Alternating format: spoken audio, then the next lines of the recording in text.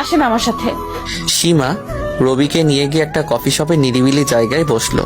আচ্ছা, আপনি শুভ ভাইকে ভাই বলে ডাকলেন কেন এবং মাফ চাইলেন কেন? শুভ আপনাদের চিনে কিভাবে, আর আপনি তাকে এত সম্মান দেখালেন কেন? কিভাবে যে বলি আপনাকে? সবকিছু বলবা আর সবকিছু আমাকে সত্যি বলবা, আর যদি না বলো তাহলে শুভকে বলবো তুমি আবার আমাকে ডিস্টার্ব করছো। আচ্ছা ভাবি, বলছি, আপনি কখনো কিলার শুভর নাম শুনেছিলেন? শুনেছিলাম, কিন্তু তখন আমি বাইরের দেশে থাকতাম। শুনেছিলাম উনি খুব ভয়ঙ্কর লোক ছিলেন, উনি অনেক লোককে মেরেছিলেন। ওই কিলার শুভ হলো আপনার স্বামী, আমাদের ভাই। মানে গলা শুকিয়ে গেছে। ভয় পাওয়ার কিছু নেই, এখন উনি খুব ভালো মানুষ। উনি ভালো হলেন কিভাবে? সেটা অনেক বড় গল্প, আজকে উঠি আরেকদিন বলবো। আজকেই বলেন, না বললে শুভকে বলবো।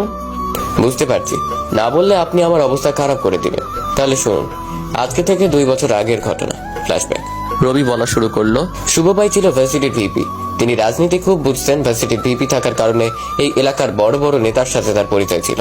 তিনি খুন করতেন শুধু জালিয়াতি লোকদের। এমপিদের সাথে উঠা বসার কারণে পুলিশ তাকে কিছুই করতে পারত না। ভার্সিটির সবাই তাকে সম্মান করত, আবার ভয়ও পেত। ওই সময় আমরা ছিলাম পাতি মাস্তান, মেয়েদের টিচ করা আর দোকানে খেয়ে টাকা না দেওয়াই ছিল আমাদের কাজ। একদিন কিছু লোক মেয়েদের খারাপ কথা বলছিল, তখন ওই মেয়েটি গিয়ে শুভ ভাইকে বিচার দেয়। আমরা তার সাথে খারাপ ব্যবহার করেছি। পরে শুভ ভাই এসে সেই মায়ের দেয়, আর এভাবেই শুভ ভাইয়ের দিন কাটছিল খুন খারাপি করে। প্রতিদিনই কোনো না কোনো খারাপ লোককে মারতই। শুভ ভাইয়ের একটা বন্ধু ছিল, তার নাম রিফাত। সে রাজনীতি করতো, কিন্তু শুনেছিলাম রিফাত আর শুভ ভাই হাই স্কুল লেভেল থেকে একসাথে পড়ে আসছে। রিফাত ভাই শুভ ভাইকে টাকা দিয়ে সাহায্য করতো, এমনকি শুভ ভাই ওদের বাসায় থেকেই পড়াশোনা করছে। হঠাৎ একদিন রিফাত ভাইয়ের খালাতো বোন ওই ভার্সিটিতে ভর্তি হয়, আর রিফাত ভাই শুভ ভাইয়ের সাথে পরিচয় করিয়ে দিতে নিয়ে যায় সেতুকে। রিফাতের খালাতো বোনের নাম সেতু। শুভ ভাই সেদিন একটা মিটিং এ ছিল। ওরা কাউকে মারার পরিকল্পনা করছিল খুব গোপনীয় ভাবে। শুভ ভাইদের একটা আলাদা কনফারেন্স রুম ছিল, শুধুমাত্র শুভ চেলারা থাকতো। আমিও সেদিন ওই রুমে ছিলাম। মার খাওয়ার পর শুভ ভাইয়ের দলে নাম দিয়েছিলাম। ঘরটা আটকানো থাকতো, আর দরজায় একটা আমাদের লোক থাকতো। রিফাত লোকটিকে বলল, শুভকে দরকার, বাইরে আসতে বলো।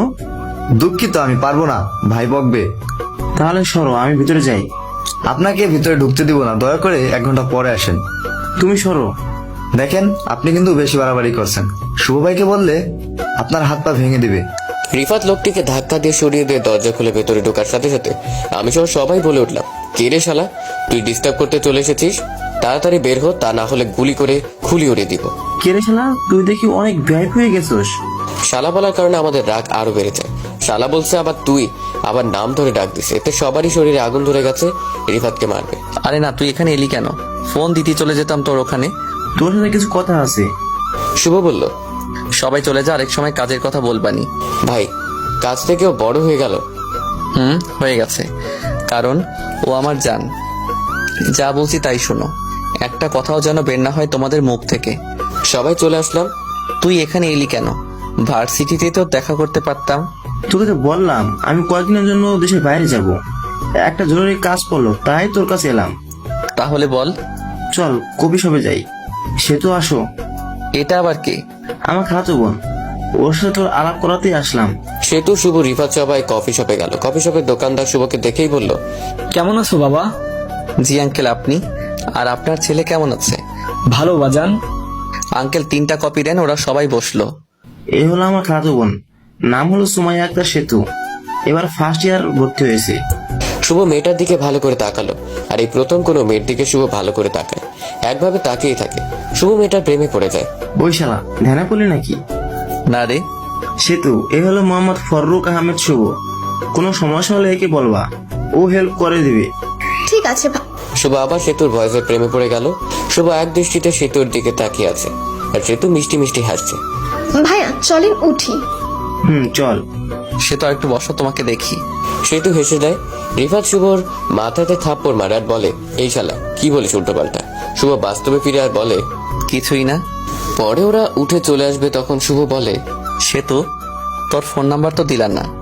ফোন নম্বর দিয়ে কি করবেন? সমস্যা হলে জানাবা কেমনে? আর আমি কই না কই থাকবো তার ঠিক নেই। আর আমাকে আপনি না বলে তুমি করে বললে খুশি হব।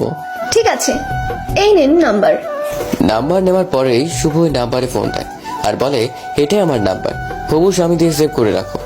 কি বললেন? বললাম আমার নাম দিয়ে নাম্বারটা বললাম আমার নাম দিয়ে নাম্বারটা সেভ করে রাখো। তারপর যে যার মতো চলে যায়। কিছুক্ষণ পরে সবাইকে ডাকে, খুনের পরিকল্পনা করে। রাতে শুভর চোখে ঘুম নেই, চোখ বন্ধ করলে শুধু সেতুর মুখ ভেসে ওঠে।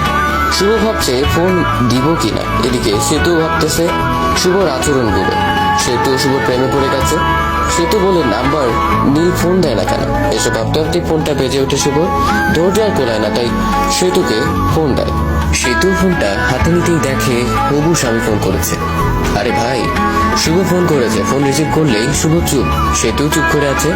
আর কত চুপ করে থাকবা ভাইয়া, কথাও তো বলো। ও তাই তো, চুপ করে আছি কেন? কি করতেছো? তোমার কথাই ভাবছি। তুমি কি করছো? সত্যি আমার কথা ভাবতেছিলে? আমিও তোমার কথাই ভাবছিলাম। ভালোই তো। ওদের মধ্যে অনেকক্ষণ কথা। পরের দিন তারা পার্কে দেখা করে। শুভ সেতুকে তার মনের কথাই জানিয়ে দেয়। শুভ সরি বলে। সেতু, আমি তোমাকে প্রথম দেখে ভালোবেসে ফেলেছি, আমাকে ফিরিয়ে দিও না। যদি ফিরিয়ে দিই তাহলে তুমি কি করবে? তোমার জন্য আমি কবি হয়ে যাব এবং সব গল্পে নায়ক নায়িকাকে মিলাবো না। তাহলে কবি হও। তুমি কি মজা করছো নাকি? তুমি কি মজার পাত্র নাকি যে তোমার সাথে মজা করব? সত্যি ফিরিয়ে দিবে? না গো, আমিও তোমাকে প্রথম দেখায় ভালোবেসে ফেলেছি।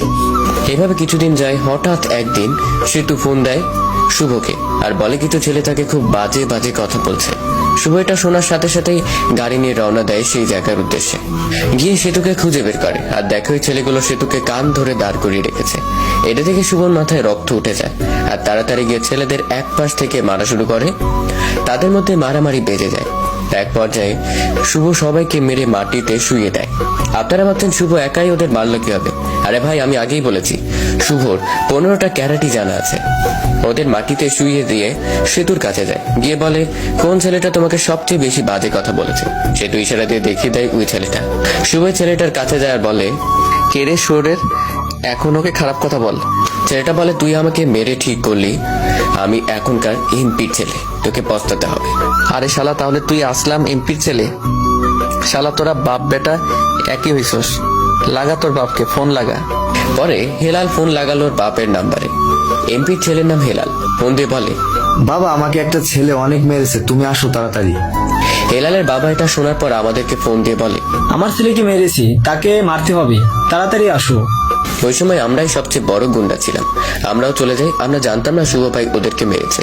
আর শুভ এসে সেতুকে বলে তুমি বাসায় যাও, আমি দেখছি ব্যাপারটা। তোমার কোনো কিছুই হবে না তো? না, কিছুই হবে না। তোমার কোনো কিছু হবে না তো? তোমার কিছু হয়ে গেলে কিন্তু আমি বাঁচবো না। এটা বলে সেতু চলে যায়। এদিকে এমপি সাহেবও আমরা চলে যাই শুভ ভাইকে মারতে। এমপি সাহেব তার ছেলের কাছে যায় আর হেলাল শুভকে দেখিয়ে দেয় ও হেলালকে মেরেছে। আমরা সবাই মারতে যাই, শুভ ভাই অন্যদিক তাকিয়ে আছে। আমি যখন পেছন থেকে লাঠি দিয়ে বাড়ি মারতে যাব তখন দেখি শুভ ভাই আমাদের দিকে ঘুরে আর আমাদের হাত থেকে লাঠি পড়ে যায়। আর বলি ভাই তুমি এখানে? আমি এখানে সেটা বড় কথা না। রবি, তোরা এখানে কেন? আর আমাকে আঘাত করতে চাইছিলি? তোদের সাহস তো বেশি হয়ে গেছে। আসলে ভাই ভুল হয়ে গেছে, আমরা আপনাকে চিনতে পারিনি। এমপি সাহেব আমাদেরকে ডাকলেন আর বললেন তার ছেলেকে কে যেন মেরেছে, তাকে মারতে হবে। আমরা জানতাম না আপনি মেরেছেন ওদেরকে। হাত জোর করে মাপ চাচ্ছে। এটা দেখে আসলাম বলল ওই তোরা মাপ চাইছিস কেন? মার শালারে, তোরা বলে কাউকে ভয় পাস না? এটা বলার সাথে সাথে আমরা আসলামের দিকে ঘুরে ওই তোর সাহস তো কম না, তুই আমাদের ভাইকে মারতে বলস? তোদের ভাই মানে? তখনই শুভ বেরিয়ে এসে বলতে লাগলো আমি মেরেছি তোর ছেলেকে, তোর তো সাহস কম না আমাকে মারতে বলস? ভাই ভাই, জানতাম না যে তুমি মেরেছো। তুমি কি ওকে চেনো নাকি? আর ওকে ভাই বলছো কেন? চুপ, কথা বলিস না। তা ভাই, ছেলের অপরাধ কি ছিল? আপনি জানেন, আমি কাউকে বিনা দোষে আমি কাউকে মারি না। ও মেয়েদেরকে টিচ করতেছে, তাও আবার মেয়েটি কেউ না, আমারই ভালোবাসা। তোর ছেলেকে সাবধান করে দে, তা না হলে এর পরের বার লাশ পাবি। এটা বলে শুভ চলে আসে।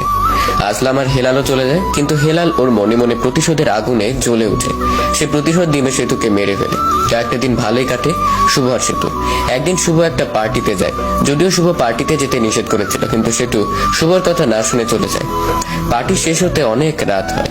সেতু একাই বাড়ির দিকে রওনা দেয়। সিএনজি দিয়ে যাচ্ছিল সেতু, তখন পথের ভিতর হেলাল সিএনজি দাঁড় করে। দাঁড় করে সেতুকে নামতে বলে, কিন্তু সেতু নামতে না করে।